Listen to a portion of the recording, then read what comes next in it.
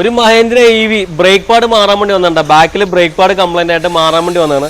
നമ്മൾ brake pad അയച്ചു നോക്കിയപ്പോഴത്തേക്കും ഒരു കംപ്ലൈൻറ്റ് കണ്ടു.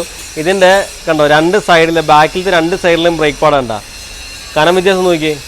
ഒരു സൈഡിൽ മാത്രം തേഞ്ഞു വയ്ക്കാണ്ടോ, കണ്ടോ ഒരു സൈഡിൽ മാത്രം തേഞ്ഞു വയ്ക്കുകയാണ്. അതായത് ഈ വരുന്ന പാഡ് പിസ്റ്റൺ സൈഡിൽ വരുന്ന കേട്ടോ, ഈ വരുന്ന പാഡ് അതിൻ്റെ ഓപ്പോസിറ്റ് സൈഡിൽ വരുന്നതും.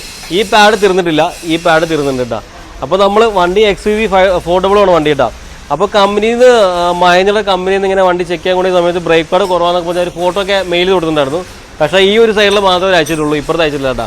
അപ്പോൾ ഈ മഹേന്ദ്ര EVകൾക്ക് ഇങ്ങനെ ഈ കംപ്ലയിൻറ്റ് വരുന്നോ നമുക്കറിയില്ല. നമ്മളിപ്പോൾ നോർമലി അയച്ച സമയത്ത് അതിൻ്റെ പിസ്റ്റണും കാലിപ്പർ പിന്നൊക്കെ ഒന്ന് ചെക്ക് ചെയ്ത് നോക്കിയിട്ടോ. അതിനൊന്നും വേറെ ജാമ്യം കാര്യങ്ങളൊന്നുമില്ല. ഇനി മാനുഫാക്ചർ ഡിഫക്റ്റ് വല്ലതും നമുക്ക് അറിയില്ല കേട്ടോ. അതുപോലെ അത് ഇനി മഹേന്ദ്ര അല്ലെങ്കിൽ EV വണ്ടികൾക്കൊക്കെ ഇങ്ങനത്തെ പ്രശ്നം ഉണ്ടോ എന്ന് എനിക്കറിയില്ല കേട്ടോ. അപ്പോൾ അറിയാവുന്ന ആൾക്കാരൊക്കെ ഒന്ന് കമൻറ്റ് ഇട്ടോ, ഇതെന്താണ് പ്രശ്നം എന്നുള്ളത് കേട്ടോ. ഒരു സൈഡിൽ മാത്രം കഴിഞ്ഞിട്ടുണ്ട്, ഒരു സൈഡിൽ അനങ്ങിയിട്ടില്ല കേട്ടോ ബ്രേക്ക് പാഡ്. അറിയാവുന്ന ആൾക്കാരൊക്കെ ഒന്ന് കമൻറ്റ് ഇട്ടോ, മറക്കണ്ട കേട്ടോ.